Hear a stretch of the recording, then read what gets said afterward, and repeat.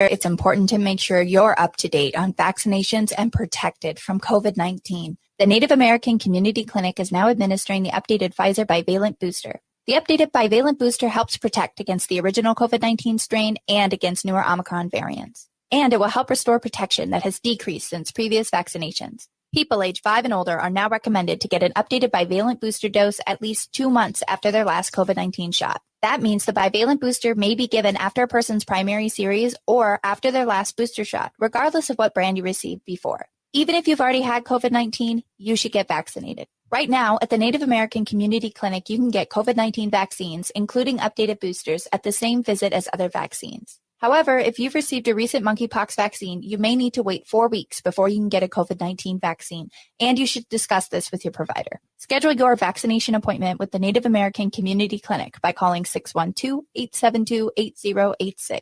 Minnesota has the only original wolf population in the continental United States, and 80% of Minnesotans believe the wolf should be protected. Howling for Wolves is asking Minnesotans to respect our true wildlife manager, the wolf. Their survival is critical to our ecosystems, our communities, and even our economy. As highly intelligent animals with strong social bonds, Minnesota wolves deserve to be protected and admired. Learn more at howlingforwolves.org. Let's live and let howl. Hey, Ogimaa, I've been hearing a lot about this term, climate justice. What is that? Climate justice is recognizing that the negative impacts of climate change don't affect all people equally. It also means transitioning from a fossil fuel-based economy to a more sustainable future. MN350 is one of the groups that's pushing for this transition to protect our futures. You can even get involved too. That's great, especially since I'm concerned about pipeline projects like Line 3. How can I help MN350? Just find them on Facebook or visit mn350.org. Hey, Cudahy to all my friends and relatives in 4 directions. This is Robert Pilot of Native Roots Radio presents I'm Awake. I'm here to ask you for your support. Finding honest Native-centered news is not easy. But with your support, we're able to provide accurate information about Standing Rock, Line 3, treaty violations, and COVID-19 in our Native communities. Please visit Native Roots Radio Network on Patreon and donate if you can. That's Native Roots Radio Network on Patreon. Pinigigi, and thank you for your support. With your AM 950 weather, I'm Brett Johnson. A winter weather advisory is in effect tonight as we expect 2 to 4 inches of snow with a low around 26. Then Thursday, another 1 to 2 inches of snow with a high near 30. The Great Wall Restaurant offers an extensive Chinese menu with an emphasis on Szechuan and Mandarin cuisine. Some of their specialties include the double sautéed lamb, seafood delight, and crispy boneless duck. The Great Wall Restaurant is located just north of 50th and France on the Edina-Minneapolis border. More at greatwalledina.com. Portions of Native Roots Radio may be pre-recorded. It's a good day to be indigenous. Get up, stand up. They are going to become more brutal. Couldn't cut, hit me cut again. Because all the hippies were trying to be Indians anyway. They're going to become more repressive because it's a matter of dollars and their illusionary concepts of power. Hey, Victor. We must live in balance with the earth. And also with recent happenings at Wounded Knee. I am awake. Welcome to Native Roots Radio presents I'm Awake, and I'm your host, Wakanja Hade. Hey, Cudahy to all my friends and relatives in 4 directions. You are listening to Native Roots Radio presents I'm Awake, and I'm your host, Robert Pilot. And we discuss local and national Native news and events. And as you know, Wendy, Native issues are human issues, and human issues are Native issues. This portion of the show is brought to you by MNsure, MNsure, Minnesota Insurance Marketplace, where individuals and families can shop, compare, and choose health insurance. Go to mnsure.org. Hey, we got a jam-packed show, Wendy. I'm about to sneeze, so I'm going to hit the sneeze button. But we have Shannon Hilary, president of Stockbridge-Munsee Band of Mohican Indians out of Wisconsin on today. And of course, your Sacred Animals section. Welcome to the show. Yeah, I'm looking forward to it. Lots to talk about, lots of animal advocacy things happening here. Right on. Hey, so we talk about news, and we have news that you don't hear anywhere else. So why don't we quickly run to Ogimaa with the news that we don't hear or you don't hear anywhere else. Welcome, Ogimaa. Bonjour, Anin relatives. This is Ogimaa Gnu Akwe here with some news and information for you on Native Roots Radio. First thing I want to talk about is tonight and tomorrow at the Drum Hall at White Earth Tribal and Community College in Monoman is Winter Legends as told by Mary Moose and Joe Sutherland from 5 to 8 p.m. Again, that's tonight and tomorrow, January 18th and 19th from 5 to 8 p.m. at Drum Hall at the White Earth Tribal and Community College in Monoman, Minnesota. This is a wonderful time to hear winter stories told by Mary Moose and Joe Sutherland, as well as, connect with community. And, the gathering is free and it's open to the community, and food will be provided. So come and spend some time with your community and take some time to go see that event. Another event that's coming up Saturday, February 11th, is the Intertribal Snow Snake Festival out on Madeline Island in Wisconsin. There is going to be an MC warming tent and food and drinks available this year. People are encouraged to bring additional goods to cook or feed. There's going to be an outside lakeside fire. There's going to be awesome events and games, but you just have to complete the challenge, which is getting to Joni's Beach on Madeline Island. There are 3 main ways to the island. First is the Madeline Island Ferry. The number there is 715-747-2051. The second way is the Madeline Island Wind Sled, 715-747-5400. Or you can take the ice road from the Bayfield Ferry Landing to La Pointe. The number for that is 715-747-5400. You're also welcome to snowshoe, cross-country, snowmobile, dog sled, or walk over. Registration for this event is on site when you make it to the island. Bring your own gas and buy supplies on the mainland. Please come self-sufficient and be safe. Youth exhibitions and instruction are going to start at 10 a.m. on Saturday, February 11th. The student throw begins at 11 a.m. Then men's and women's track start at 1 p.m. for 55 and older, and men's and women's track for 54 and under start at 3 p.m. Check out the Intertribal Snow Snake Festival Facebook event page to make sure that you are RSVPing, and you can get the necessary numbers that you need to contact the organizer. It's going to be a really great event. Wish I could be there for that one. More locally here in Minnesota, I wanted to touch base here that the Minnesota House, for the first time, has approved a cannabis legalization bill, and they're the first committee to do so. It was heard over on Wednesday of last week, and the Minnesota House of Representatives heard the legalization of adult use cannabis in Minnesota bill, and it's a complicated situation. Medical marijuana has been legal in Minnesota since 2014. And last year, the legislature legalized recreational cannabis edibles for adults, provided each edible contained a maximum of 5 milligrams of THC, and only if that THC, which is the chemical in marijuana that makes you feel high. If that THC was derived from hemp, which hemp has such a very low level of THC that it takes a massive amount of hemp and significant processing to be able to derive anything out of it.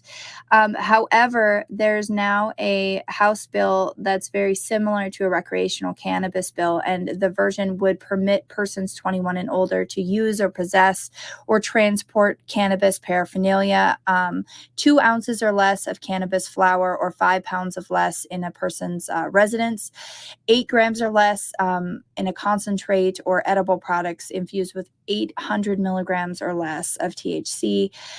There's some other provisions in here regarding public and private areas as well. And there would be several legal limits on marijuana use and civil penalties for violating those limits, including driving under a motor vehicle while under the influence of cannabis, and giving cannabis to a person under the age of 21, or using cannabis as a promotional gift. However, the bill now has to make a dozen committee stops because it's going to make really significant changes in many parts of Minnesota's law, because we have to look at labeling of cannabis products, taxing of cannabis products, creating and funding programs to combat cannabis abuse. There's dozens of types of licenses for growing and selling and transporting and testing, strengthening regulation for low-dose hemp-based products. Plus, eliminating criminal penalties for cannabis possession, and of course expunging the criminal records of people previously convicted of low-level cannabis offenses. So this still has a long road, but there is some things that are happening here in Minnesota on the road to legalization for adult use of marijuana products. And just wanted to touch base on that for anybody who had not yet heard or have been following on that. Just a friendly reminder that marijuana and hemp are actually different. Hemp does not have enough of the chemical THC to get you high when using that in a traditional recreational way, whereas marijuana does.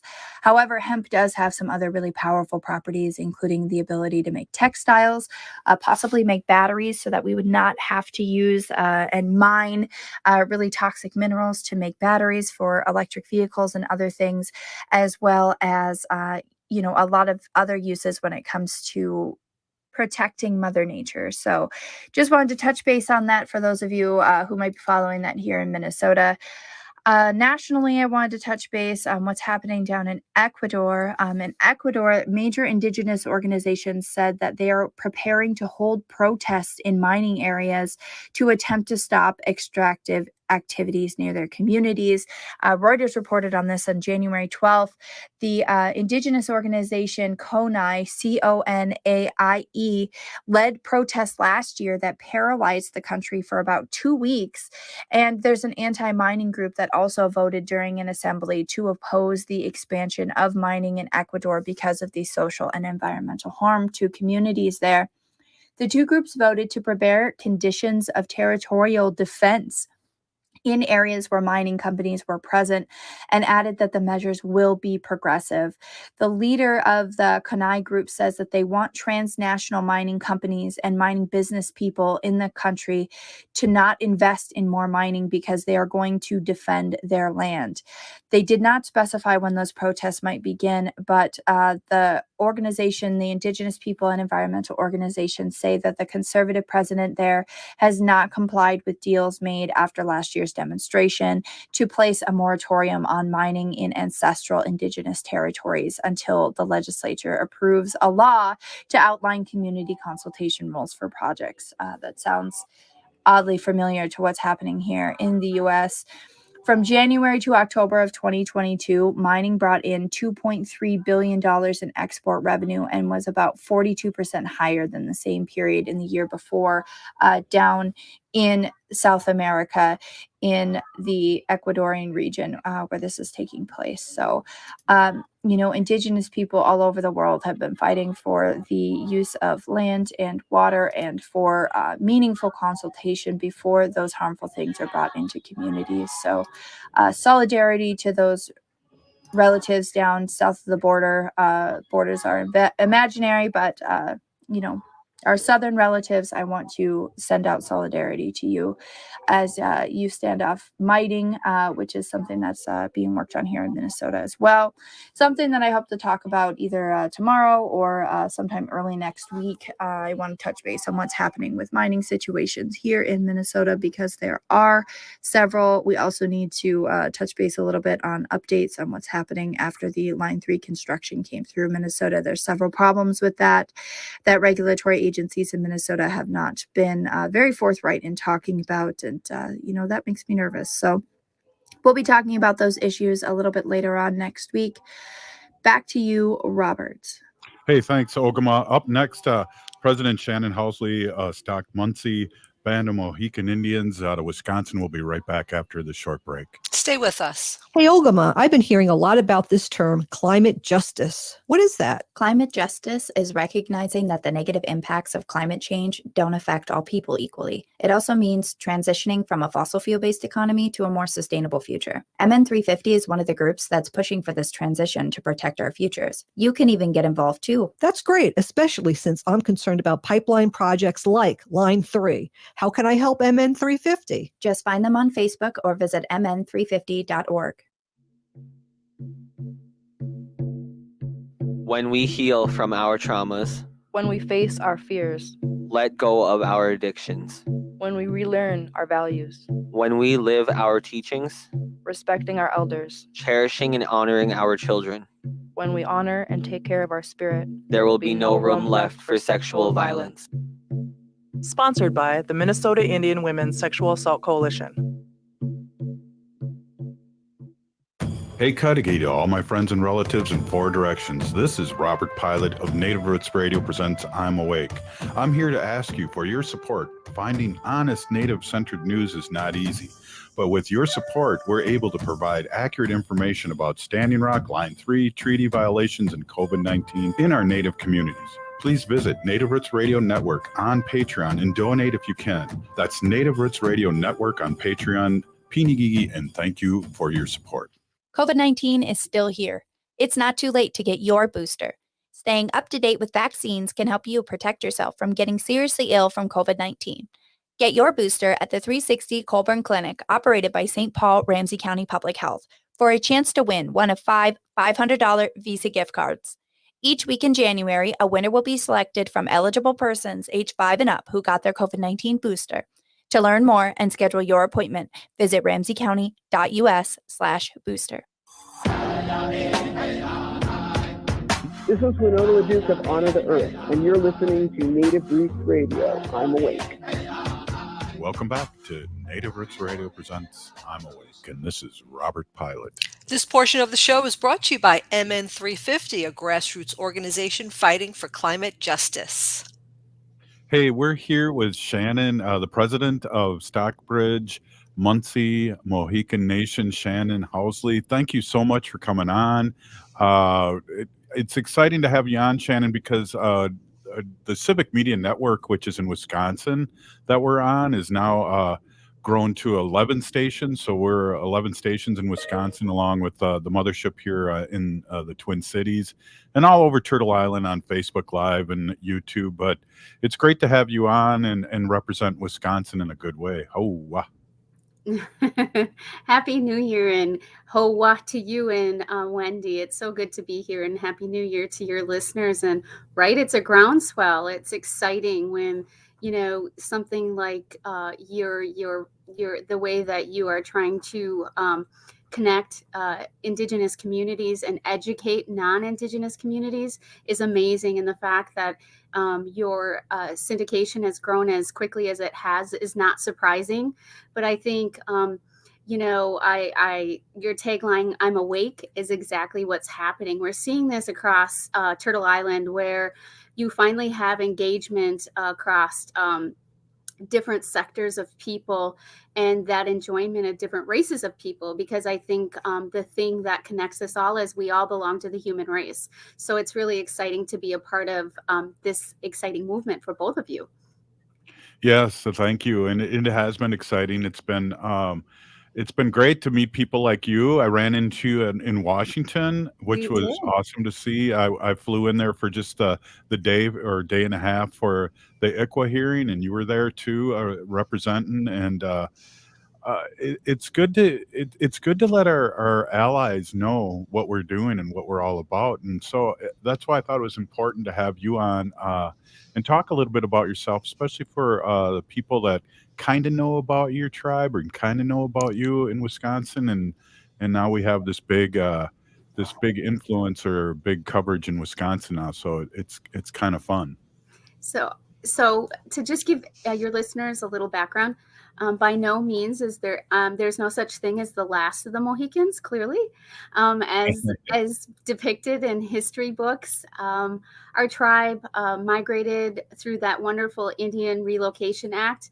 We originated from upstate New York, and then we spent some time in New Jersey and then Massachusetts during the Civil War. And then we came across the Ohio Valley. We came to Calumet County and Kaukauna, and then we acquired our ceded territory of Shannon County from Menominee Nation. So we've been in Wisconsin a few short 100 years, unlike your tribal nation, who is indigenous of Wisconsin. But there are 11 federally recognized tribes in the state of Wisconsin. Stockbridge-Munsee is one of them. We made that journey across with the Oneida tribe of Wisconsin. So we have connections and relatives associated there. But I also serve as the president of the Great Lakes Intertribal Council, which also comprises of the 11 federally recognized tribes of Wisconsin. And we're a policy-based board and an advocacy-based board, and we get together frequently to discuss all things that relate to our tribal communities, especially right now, Robert and Wendy, as we're coming on the other side of the pandemic, and there's an all-time high with the issue of mental health. And then the opioid crisis and epidemic that's been occurring for some time in America. And, you're starting to see significant deaths on tribal nations. And so there's been a significant call to action by tribal nations, both individually and collectively, to fight this endemic, because we recognize one of the most important things that we have, or our most prized and important resource, are our people, and especially that of our young people. Great Lakes, myself, we've been working on a project, an adolescent wellness in-treatment facility that's culturally centric. It is, to say the least, a labor of love. It was 25 years in the making, and now we are happy to report we're at the final stages, and it is our hope that we will break ground this spring and finally start that journey to healing for our young people. But we're not going to stop there. We recognize that this endemic has been a systematic barrier that has existed since first contact. So what we're going to do is not just treat the child, we're going to treat the whole family. And then we are going to go back into our communities and find our own reconnection to our language, our culture, and our traditions, and bring about our own healing in a more holistic way. Wow, that's exciting. Really, really exciting. And I think we're trying to do a few things like that. That I should shoot you an email later in Minnesota here too. That was beautiful what you said, and I think that's something that as Native Americans we can really buy into. Because whether it's sweats, whether it's elders telling creation stories and bringing us close to our way, and that we don't need these drugs, and be proud of who we are.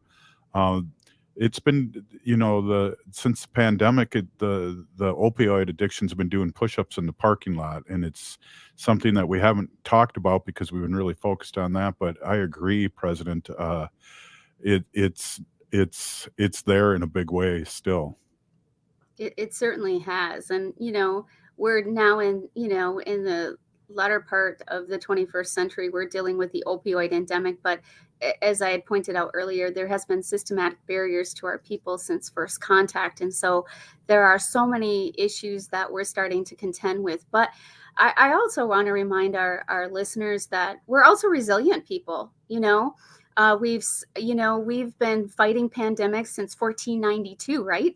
So this is nothing new. And I think really, Robert and Wendy, that's why tribal nations responded to the pandemic in the manner in which they did. They put their people first. They were resourceful. They knew what to do. They followed the science. They tried to do everything to protect their most prized resource, which was our people. And so, with that said, we're at a time and place too, an exciting time and place where it's a time of truth and reconciliation from the boarding school experience, and finally those discussions that are long overdue, and some acknowledgement to the atrocities imposed upon our people, and just trying to bring healing around that. It's not a matter of just trying to re-traumatize our people, but it's an opportunity to learn and grow from their traumas, and also to celebrate their strengths and to thank them for our survival. Had it not been their will and their spirit to survive, you and I wouldn't be here today. So there's a lot to be celebrated also. Wow, just powerful words, and we got less than a minute. It's exciting to hear you, and I know so many strong women, and including my wife. And the women leading the way is the Native way, and it's really great to hear you. And I hope everyone feels what I feel about this strong president here of her nation. Very amazing, and great words. Thank you so much for coming on tonight. Well, and thank you for having me, and thank you for the continued platform and amplifying those important issues. I think Native Americans have a lot to teach the world, historically and otherwise. And right now, we're at a time and place where a lot of people have we're in a place where there's some issue around identity and who they are, not specifically just with our people, but generally speaking. And we need to have these robust conversations, and we need to build confidence. But like my grandmother said, if you don't know who you are, you're not going to know where you're going. And that's critical foundationally.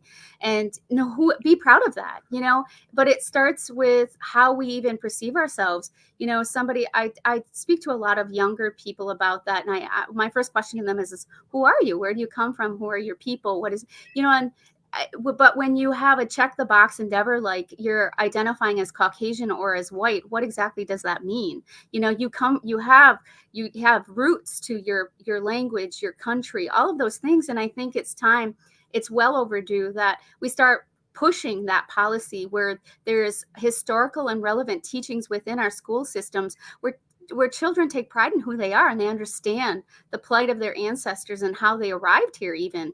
So with that said, I just think we have a lot of work to do. So. Well, wow, great words. And from now on, I'm calling our white allies European natives or Absolutely. European Americans. But I think it's critically important. It really is. And take pride in who you are. There's language and traditions and associations, and it's important to know that. Wow. Shannon, thank you so much for stopping in. We got to make this happen more often. Really appreciate it. We were just talking to Shannon Hilary, president of Stockbridge-Munsee Band of Mohican Indians in Wisconsin. Peeny Gigi, thanks for coming on. Anishik, and Happy New Year to everyone. Be well and be safe. We'll be right back after this short break. Stay with us.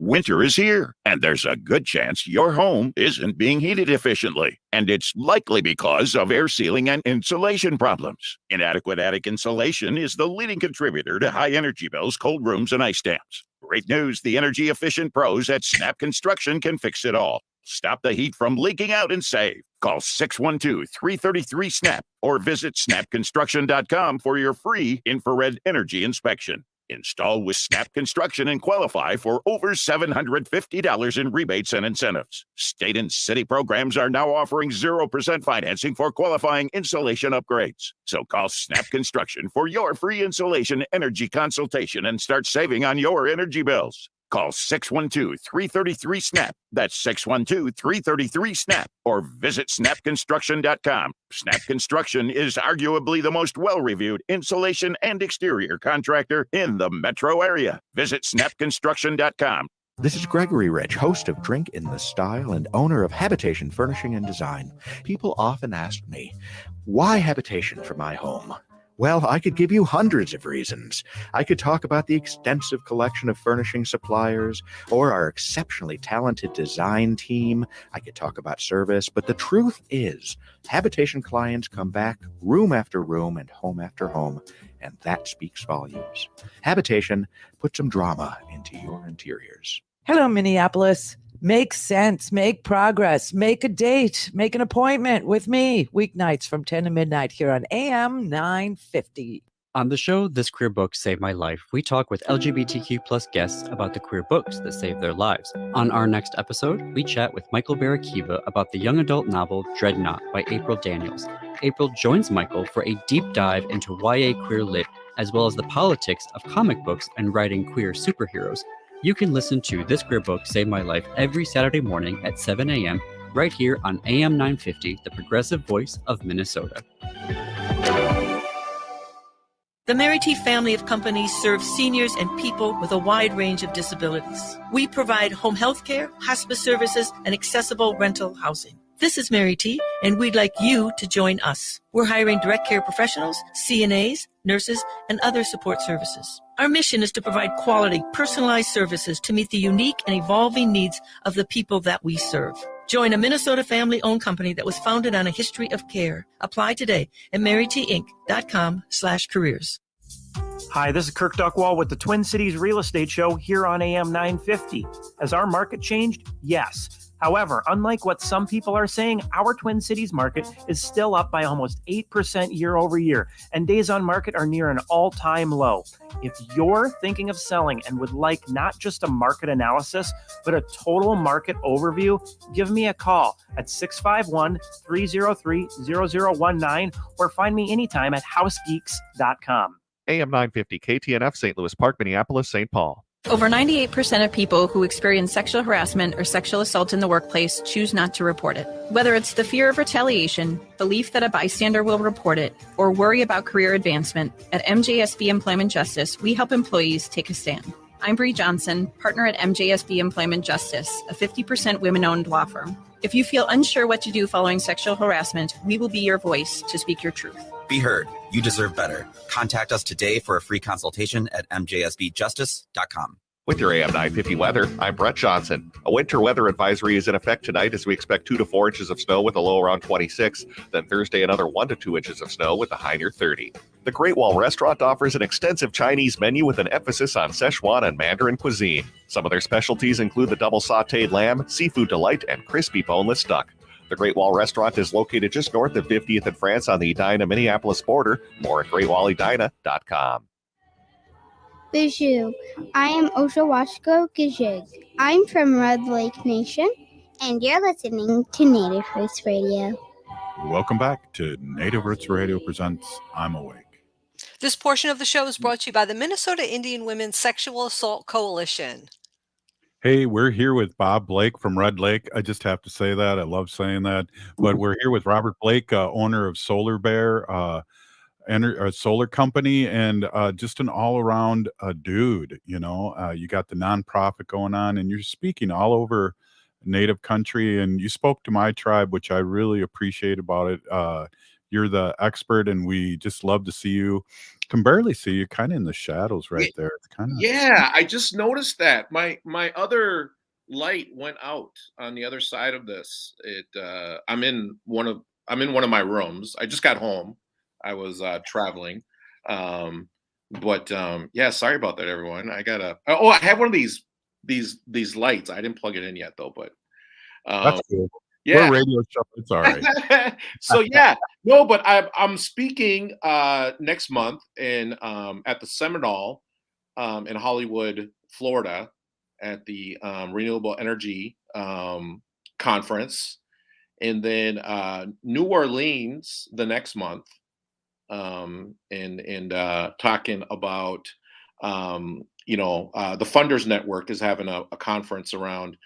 They want to fund more Native American orgs, and I'm going to be talking there. And we've got a lot of great Native American organizations that aren't being funded. They're not getting the necessary resources that I believe they need. We've got a lot of great talent out there in Native country, and I want to go ahead and talk about that out in New Orleans next month or March, Robert. Wow, I'll have to try and get out there if I can. Geez, that sounds like a good symposium. And here comes the cat. Yeah, and we just started the planning. We're doing the planning now for the Net Zero project down there at Prairie Island. So we're doing a lot of the planning. We're going to be bringing on some tribal members on that project. So for those of you that are listening from Prairie Island community, going to be in touch with you guys down there pretty shortly. So we're going to be hiring some people to help us build this project. This is going to be an exciting project. It's a $46 million net zero project that we're going to be doing there with the state of Minnesota and, of course, the Prairie Island community down there. So it's pretty exciting, Robert. Hey, Robert, when we got to change the name of the show, Robert. When you say net zero, are you talking about like windows, more insulated windows, things like that, the whole gambit? Is that what when you talk about net zero? Yeah, so like we're going to be doing a lot of work, within the homes too, within the buildings, the entire community, and we're going to try and bring down that energy usage to net zero, meaning that we're going to go under the usage of fossil fuels and or nuclear down there, because the nuclear, power plant is right across the way there. So what's really going to be cool is you're going to be able to look at all those solar panels, and in the background, you're going to see that nuclear power plant. But I think that that's the future, right? So to me, that's the future, at least. And so that's kind of what's kind of exciting about that, is replacing that old generation of energy with new renewable energy. Now, one of the things that I've heard in the negative sense about, let's say, solar energy, how do you react to somebody saying, "Well, it costs so much money to make the panels and the it blah blah blah," are you know, or it takes minerals to get the batteries. What is your response to some naysayer like that? Well, I mean, it's kind of like, if you do nothing, nothing changes. You know what I mean? And so I think we have to look at the big picture, and is continuing down the same road that we're on, with the inequality that we face in our society around fossil fuel, around the fossil fuel industry. Is that necessarily, what we want to continue to do? Where only one group really, where the concentration of of money is in one area, or do we want that spread out, in a more democratic way? So we're not only so when we talk about climate change, and we talk about all this stuff, we're actually talking about uplifting communities too, with new jobs, new green jobs, new opportunities, where we're distributing these energy resources all across the land, and all across the country, and all across communities, where they all can benefit from it, right? So yeah, yeah. Is there going to be some collateral damage? Is there going to be some some areas that I guess we do consider sacrifice zones? I'm almost positive, Robert, that that's going to happen, because that's happening right now. But do we continue on that same trek, and change, and try to make the planet healthier? Because we did a lot of damage. We got to clean it up now. That's the bottom line. We did so much damage to this planet that now we have to start doing what's right for it, and start cleaning it up. So this is just one of the ways that we have to do it. So that's what I say to those people that are against this transition. Well, and I'll also say that, things are getting better. Do you still have the same calculator you had 50 years ago? Or are the batteries eventually getting made out of hemp? Possibly, but there has to be money moving in order for that to happen. Money has to be moving in and out before these businesses look more greener and do things differently, and the technology's catching up. Yep, and absolutely, Robert. And that's where all of you and the listeners come into play here, right? Because you dictate where you want to spend your money, where you want to invest your money. And what Wall Street is getting the signals now of is that the people that are investing their earnings now are very conscientious of where their money is landing at. And so it's no longer just landing into the perfect return on investment.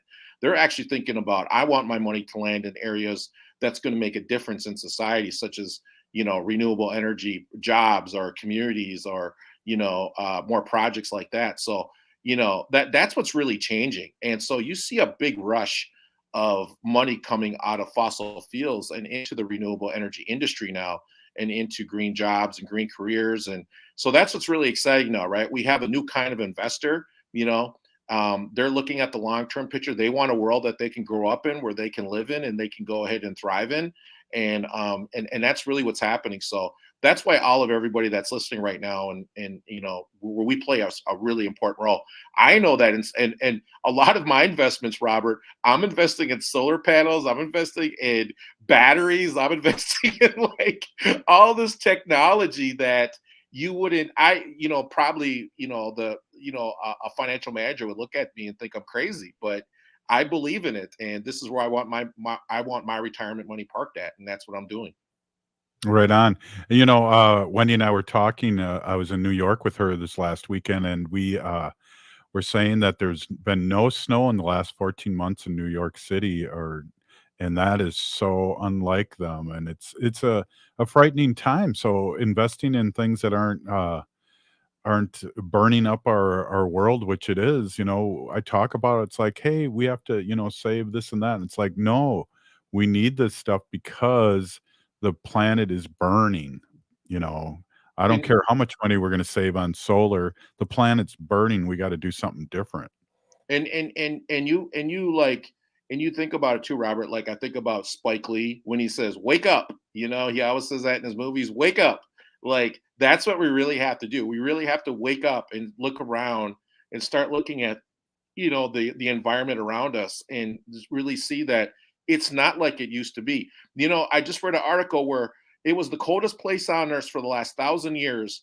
It is now getting warm there. It is now like warm in this area that they've been tracking for 1,000 years. It's always been cold or whatever. Now it's warm. Like, this is crazy, Robert. This is Yeah. crazy. So, like, we really need to wake up and really need to understand that we have to start taking action now, and only we can do it. And we need strong leadership. We need policymakers. We need to vote them in, right? And people need to speak up at the polls. They need to speak with their wallets. They need to buy electric vehicles. We need to put solar panels out there. And we need to support this transition where the whole community thrives and succeeds along with this transition. Amen to that. We're at a turning point in many, many ways in this country, as Native people. We're at a turning point here, and I think the Native nations are leading the way because there's funding out there for these kind of projects now. So I'm really excited. Well, and then just think about it, Robert. You're an elected official. You're the one that set up that meeting with your nation, right? And we told them, and we were honest with them, and we told them we didn't hold back on anything. You know what I mean? Because this is something that you can't hold back on. You got to let it all out there. You're going to have a lot of other developers that are going to sit there and say, "Oh, you can do this, you can do that."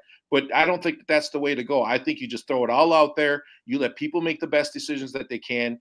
And we try to move the needle and get this out to as many tribal nations and many people as possible, because I too believe that tribes can lead the way in this. Yeah, and I've learned so much from you being on. How many years you been on Native Roots Radio? I think we're going on like 3 years. What do you think? Yeah, well, as a regular, but we've had you on many times, and then we both did our trek to Iowa during the first Native American presidential forum. I think Wendy, when was that? Was that like 3 years now or what? I think it's about 3 years. It might even be more. I think we all lost a year or two with COVID, and our perception of a year or two has changed since then. I know mine has, so I don't know exactly. Well, I can say this, Robert. You were listening to me back then when I was talking about all this, and it's so crazy how things are moving now. And how all this investment now is coming in from the feds into tribal nations, especially around renewable energy. Did you know that the people said that besides the Paris Climate Agreement, the IRA Act is the most important legislation for climate change ever in the history of the world? That's crazy. Yeah. That is crazy. Hey, we're with Robert Blake with Solar Bear Energy. With the solar news. Thank you so much for stopping in with your busy schedule. It's always a pleasure. Oh, we'll be Halloween next with Wendy's Sacred Animal portion. That was Bob Blake, and you're listening to Native Roots Radio presents I'm Awake. Stay with us.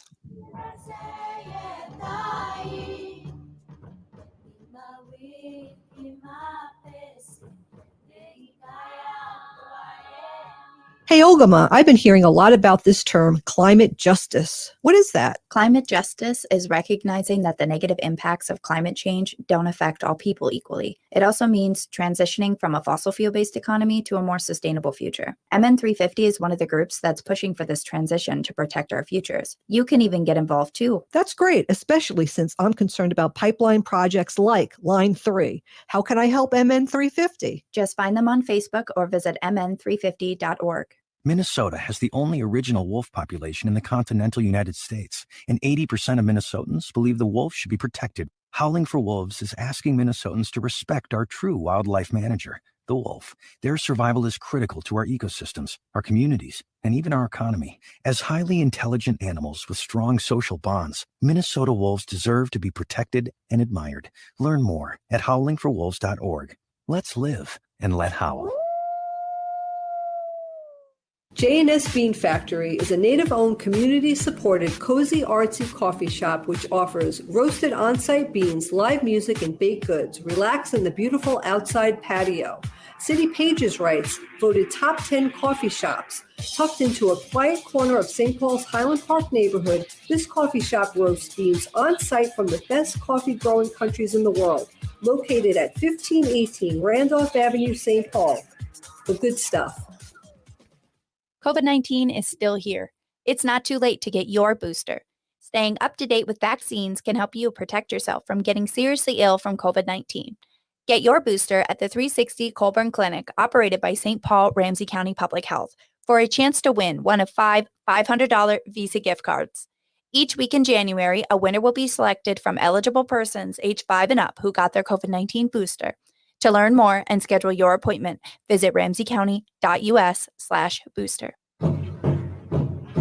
This portion of the show is supported by Howling for Wolves. Please join Howling for Wolves on Wolf Day, Tuesday, February 7th, 2023 at the Minnesota State Capitol. You can sign up on Howling for Wolves event page.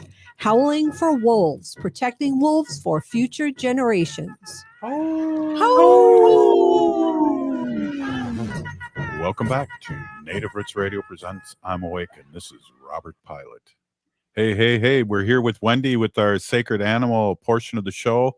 Wendy, good to see you and great to have you on the show as always. Yeah, thank you. Hi, everybody. My name is Hanaji Hihani, and that means cares for them. I was given that name by my Dega Curtis. Curtis goes by Mashke Hanajinga, which means walks on white clouds. I'm a humane policy volunteer leader for the Humane Society of the United States, and I work on animal issues at the state and local level, and it's always my pleasure to do that. We have a couple of things going on, so I just want to remind everybody about Howling for Wolves and Wolf Day at the state capitol. And again, that is on Tuesday, February 7th. You could sign up to be in person. I will be there in person. Or you could sign up to be online. So you would have an online meeting with your legislators, and you're going to ask them to please save our Minnesota wolves and to keep them safe. And we do not want a mandatory wolf hunt in Minnesota. So that's what we're asking for. So if you can please sign up and do that, we'd all appreciate it. The other thing, Robert, and you know I've done this many, many times. I was trying to remember today how many times the Humane Society of the United States is hosting an event on Wednesday, February 15th, 2023. That's coming up really soon, Humane Lobby Day. So Humane Lobby Day is another day at the Minnesota State Capitol where we all gather. Again, there is a online option if you choose not to be there in person. I will be there in person. I just signed up for it today. And what we're going to do, again, that's on Wednesday, February 15th. We're going to talk to our legislators about a couple of bills that we want them to be aware of, so that when the bills come in front of them, the legislators will say, oh, yeah, I know. I just had some constituents come and talk to me about these bills, and it's really important to them that I either oppose or approve these bills, depending on what it is. I don't know what they are yet. We're going to find out soon. But we want you to register by February 1st. That's the last day to register. The last day to register is Monday, February 13th. We need you to register so that they could make appointments with your legislators, and you could just talk to them about these bills. And it's really important. I think it costs $10 to register. And the $10 goes towards the rental of the church that's across the street where we have the meetings beforehand, and the janitor who puts all the chairs away, and also for lunch. So it's a pretty good deal for $10. So it's a lot of fun. You meet a lot of people who are like-minded and care about animals. And these are bills that are really important, that could really have an impact on animals and animals' lives. It's really important to do that. But not only in Minnesota are there things to do all over the United States. The Humane Society of the United States hosts different events, Humane Lobby Day, in different times of the year. So you could go on and check in your state what's going on and how you could help animals. In Indiana, I just want to bring this up. It's really important. Indiana, right now, there's a dangerous bill that's going to be coming across legislators' desks. It's Senate Bill 134 and House Bill 1121. And what this dangerous bill can do is it can nullify all the current ordinances that Indiana has in place for pet stores, right? Not to sell dogs and cats that are derived from puppy mills. That could all end. There's somebody out there who wants this bill to go through. I'm sure it's somebody who owns puppy mills or something like that. I don't know. But if you live in Indiana or you know somebody who lives in Indiana, please ask them just to give their legislators a quick call. Most of the time, you don't even talk to your legislators. When you call them, you call them. There's either a voicemail or the legislative assistant will answer the phone. And all you have to say is, I want my legislator, so-and-so's name, to please oppose, Senate Bill 134 and House Bill 1121. That's all we need, right? Is to have more pet stores around selling dogs and cats that are coming from these horrible, horrible puppy mills. So if you can do that, that would be great. And that's in Indiana. The other thing I want to talk about, as Robert mentioned earlier, I am in Long Beach, New York. It's on Long Island, the South Shore of Long Island. And I'm by the beach, by the ocean. And, I'm walking around every day on the boardwalk and even on the sand. It was pretty nice today, 50 degrees and sunny. But I see a lot of litter. And mostly what I see is plastic films that are just, blowing around in the street, by the ocean. And Robert, this is going to be like free advertisement for the service that we use, but I Yeah. think it's like so important, and I just love it. It's called Ridwell, Ridwell, and it's a service that helps you recycle things that your regular recycling company does not recycle. One of the items is plastic film. And plastic film covers everything, literally, right? You buy a loaf of bread, that's that plastic film that covers the loaf of bread.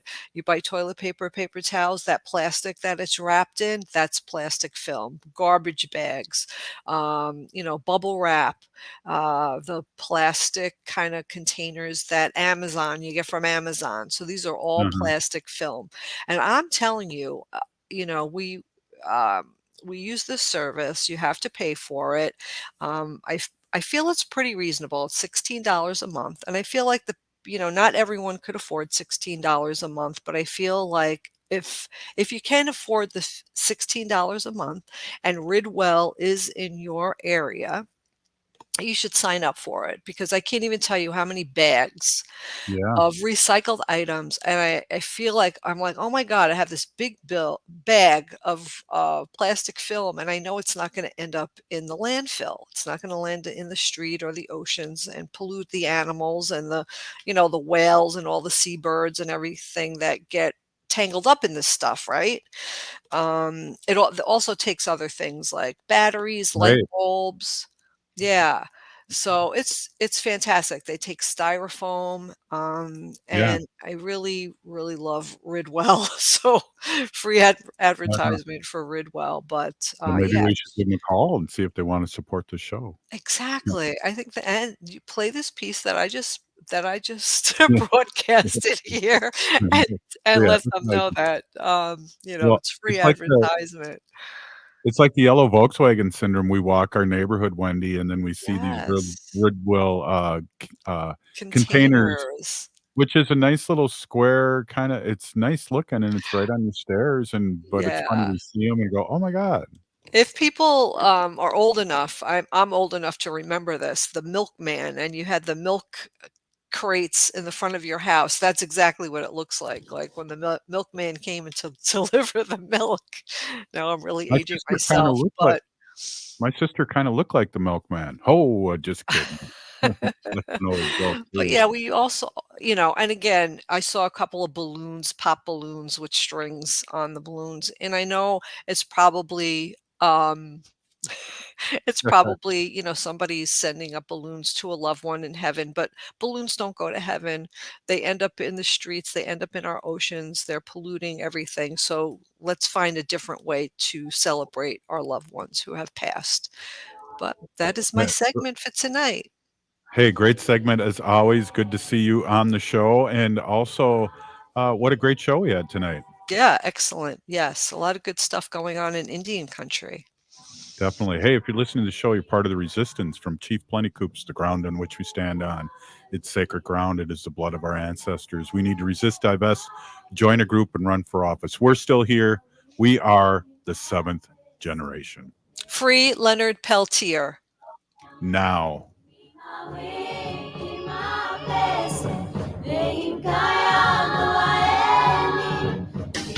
Hello, this is Ellie Krug with Ellie